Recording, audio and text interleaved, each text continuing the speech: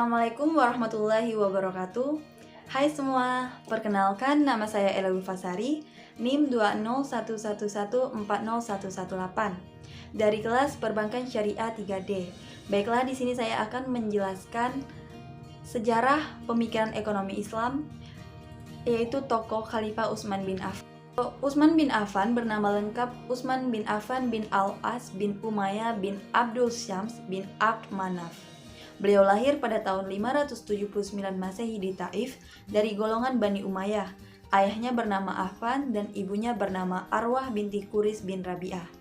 Utsman lahir dari keluarga saudagar yang kaya raya. Harta yang berlimpah tak membuatnya kufur, justru semakin dermawan. Rasulullah menilai sosok Utsman sebagai seorang yang jujur dan rendah hati. Utsman mendapat gelar Zun Nurain karena menikahi dua putri Rasulullah, yaitu Ruqayyah dan Ummu Kulsum.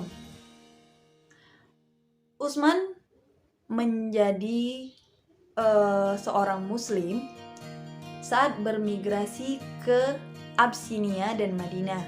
Beliau tergolong kelompok As-Sabiqunal Awalun, yang artinya orang-orang pertama yang masuk Islam. Utsman menjabat sebagai khalifah ketiga selama 12 tahun, yakni dari 644 sampai 656 Masehi. Beliau dibaiat sebagai khalifah di Masjid Nabawi pada 23 Hijriah atau 644 Masehi di usia 70 tahun. Pemerintahannya berlangsung selama 2 periode, masing-masing 6 tahun. Kejayaannya di periode pertama, ekspansi terus dilakukan. Di bawah Utsman, umat Islam mengalami era paling makmur dan sejahtera. Konon, rakyatnya mampu naik haji berkali-kali. Bahkan, budak dijual berdasarkan berat timbangannya. Ia membangun polisi, keamanan, dan pengadilan. Sebelumnya, pengadilan digelar di masjid. Namun, di periode kedua terjadi perpecahan dan pemberontakan.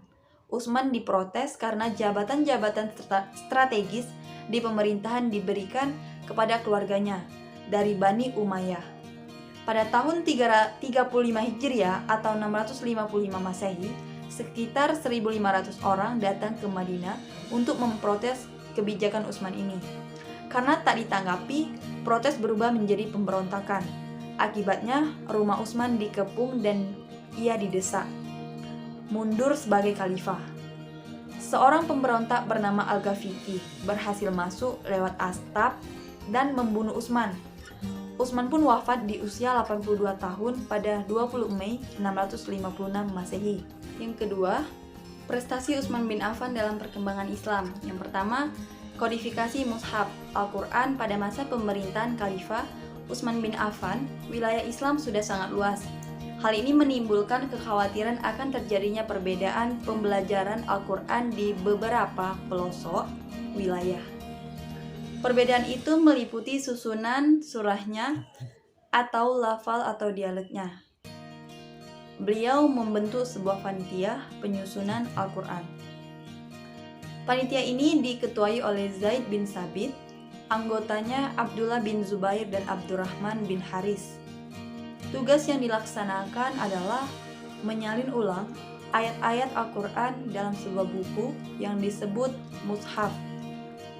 Salinan kumpulan Al-Quran atau Mushaf oleh panitia Mushaf diperbanyak sejumlah 4 buah. Salah satunya tetap berada di Madinah, sedangkan 3 lainnya dikirim ke Suriah, Basrah, dan Kufah. Naskah yang ditinggal di Madinah disebut Mushaf Al-Imam atau Mushaf Utsmani. Yang kedua, renovasi Masjid Nabawi. Masjid Nabawi adalah masjid yang pertama kali didirikan oleh Nabi Muhammad SAW pada saat pertama kali tiba di Madinah dari perjalanan hijrahnya. Masjid Nabawi telah mulai dibangun untuk memperluasnya sejak masa Khalifah Umar bin Khattab, yang kemudian dilanjutkan renovasinya dan diperluas oleh Utsman bin Affan. Selain diperluas, Masjid Nabawi juga dibangun dengan bentuk dan coraknya yang lebih indah. Selanjutnya yang ketiga, pembentukan Angkatan Laut.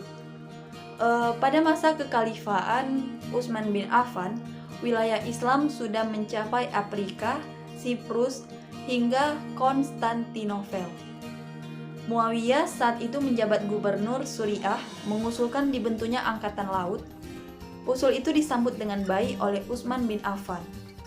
Kemudian dibentuklah angkatan laut dalam rangka menjaga keutuhan wilayah Islam. Yang keempat, perluasan wilayah Islam pada masa pemerintahan Utsman bin Affan. Wilayah Islam semakin meluas.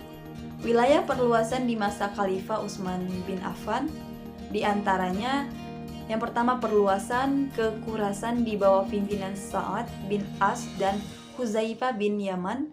Yang kedua, perluasan ke Armenia yang dipimpin Salam Rabi'ah al-Bahli. Yang ketiga, Afrika Utara atau Tunisia, Abdullah bin Sa'd bin Abi Sa'd bin Abi Sarah. Yang keempat, penaklukan Rai dan Azerbaijan yang dipimpin Walid bin Uqbah. Adapun selanjutnya mengenai pemikiran ekonomi Islam pada masa Khalifah Utsman bin Affan. Yang pertama, sejarah perekonomian pada masa pemerintahannya yang berlangsung 12 tahun.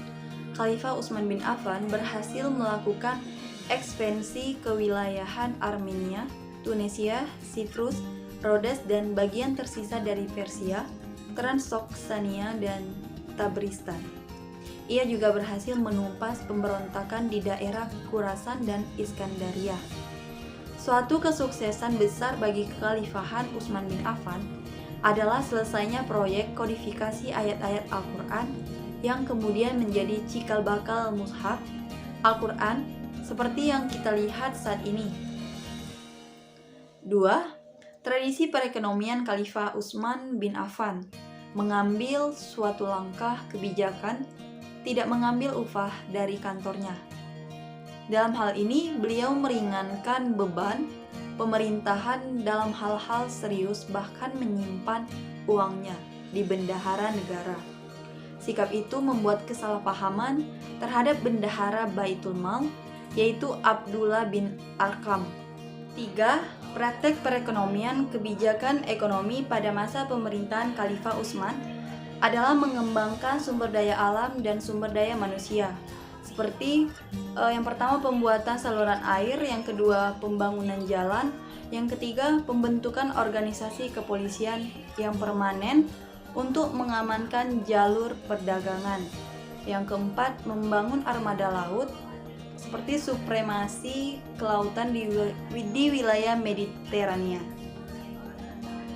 Baiklah, itulah penjelasan dari saya. Apabila terdapat salah kata, saya mohon maaf. Pada Allah saya mohon ampun. Semoga dapat bermanfaat untuk kita semua. Saya akhiri. Wabillahi taufiq wal hidayah. Wassalamualaikum warahmatullahi wabarakatuh. See you.